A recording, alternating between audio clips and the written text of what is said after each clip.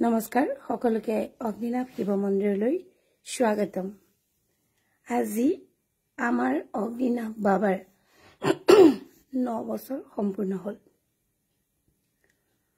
আৰু আমি কালি 6টা বজাত সন্ধ্যা 6টা বজাত বাবাক কিছু সময়ৰ বাবে আমাক এই কামখিনি কৰিবৰ বাবে অনুমতি বিচাৰিলো।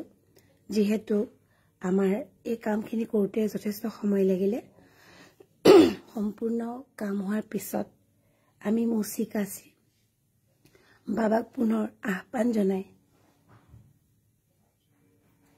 ধূপ চাকি দি এই লাইভটো দিছো।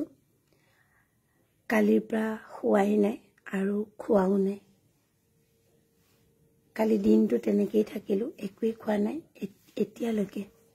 আৰু কিছু সময়ৰ পিছত ৰাতিপুৱা আমি কালি দিনটো ৰাতিপুৱা মই কালি কেইটাত আহিছিলো? মই 9টাত মই কালি 9টাতে ওলাই অহা ঘৰৰ পৰা। 9টা বজাৰ পৰা এতিয়া 3টা কিমান হ'ল? এতিয়া 3টা 20 হ'ল। মানে মই ঘৰ পাওঁগে, মানে ধৰি লওক 3:30। কালি ৰাতিপুৱা 9টা বজাৰ পৰা এতিয়া পুৱা 3:30লৈকে মই মন্দিৰতে আছো। কেৱল ময়ে নহয়, লগতে অকণমান দেখাইছো, সম্পূৰ্ণ কাইলৈ দেখিব। মোৰ লগতে পুৱা 7:30 বজাত আমাৰ বাবাৰ প্ৰিয় ভক্ত এয়া আছে গীতালি। কালি ৰাতিপুৱাতে এইটো ড্ৰেছতেই আহিছে। 7:30 বজাত ফৰাই নাম লিখিছে। তাৰপিছত আছে আমাৰ প্ৰণৱ, ইফালে আছে গীতালিৰ মিষ্টাৰ আছে, ইফালে আমাৰ লুকাই আছে সাগৰ।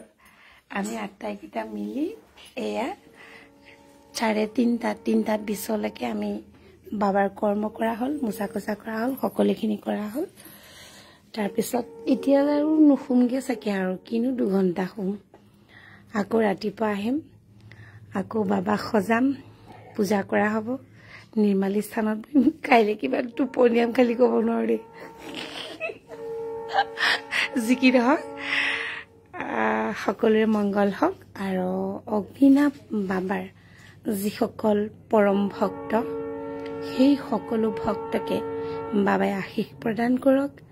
বিপদ আপদ সকলো সময়তে বাবাই লগ দিয়ক, তাৰে কামনা কৰিলোঁ। আৰু বৰ্তমান লাইভটো কাটিছোঁ, পুনৰ লগ পাম কিছু সময়ৰ পিছত। ধন্যবাদ।